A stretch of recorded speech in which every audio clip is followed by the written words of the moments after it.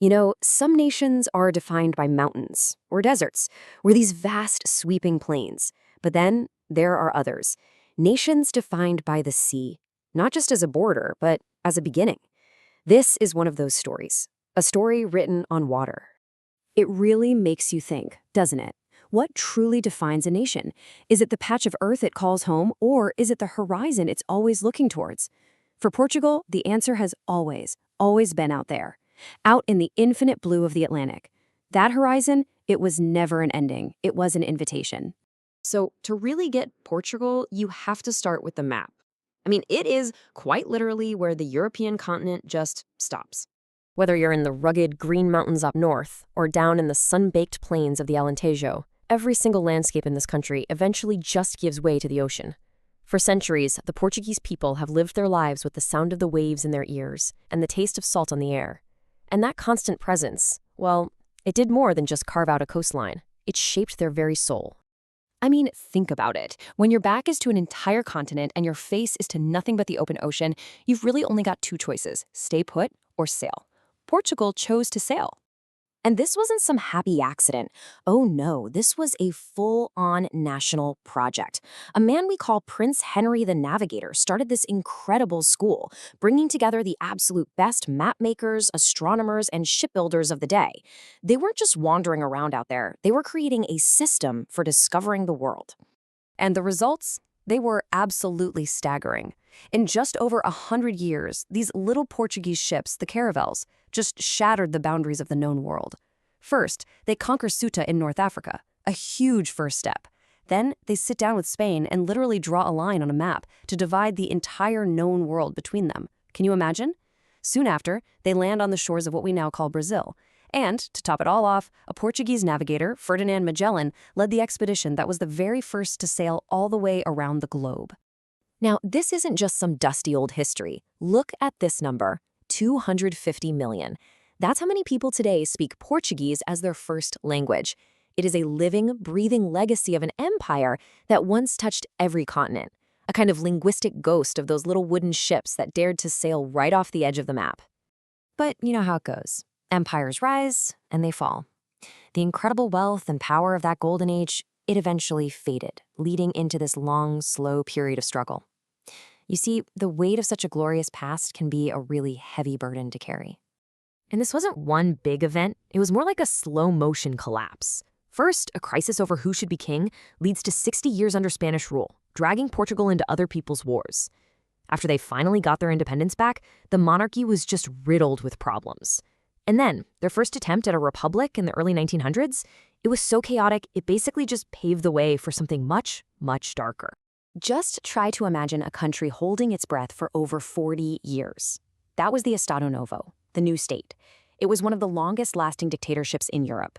It cut Portugal off from the rest of the world, it silenced its artists and thinkers, and it bled the country dry fighting these brutal, endless wars just to cling to the last pieces of its empire in Africa. And then, the country finally exhaled. On April 25th, 1974, the army, just exhausted by the colonial wars, turned its tanks around and pointed them at the government in Lisbon.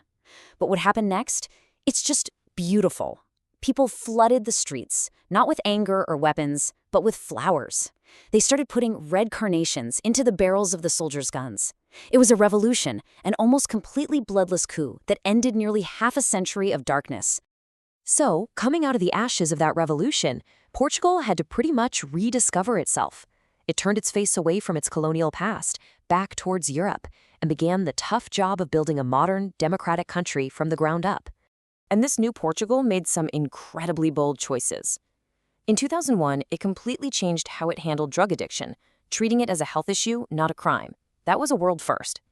Then, just 9 years later, it became one of the very first countries to legalize same-sex marriage. This was a nation that was determined to define itself with progressive, humane values. And you can see this forward-thinking spirit in its energy policy, too. Portugal basically harnessed the same natural forces it once used for exploration, the wind and the sun, to become a European leader in renewables.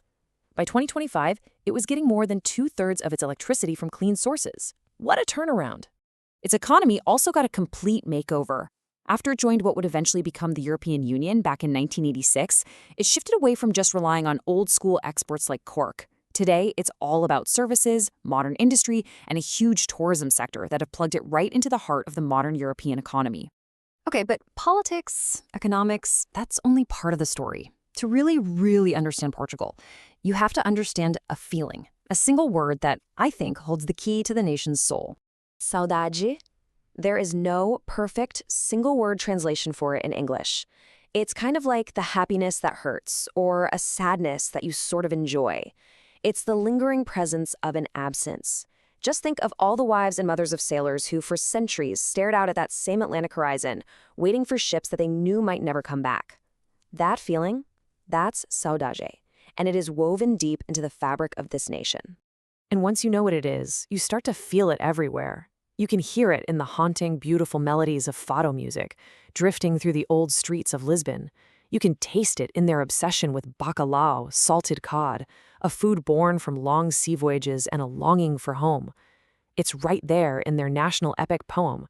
Heck, you can even taste it in the bittersweet perfection of a simple custard tart, the pastel de nata. But here's the crazy part. This deep, melancholic longing for the past doesn't hold Portugal back at all. It's a culture that can produce a Nobel Prize winner in literature whose work wrestles with history and memory, while at the exact same time, it's hosting the world's best surfers who are fearlessly riding these gigantic Atlantic waves. It's this beautiful, perfect contradiction. So that leaves us with this final thought.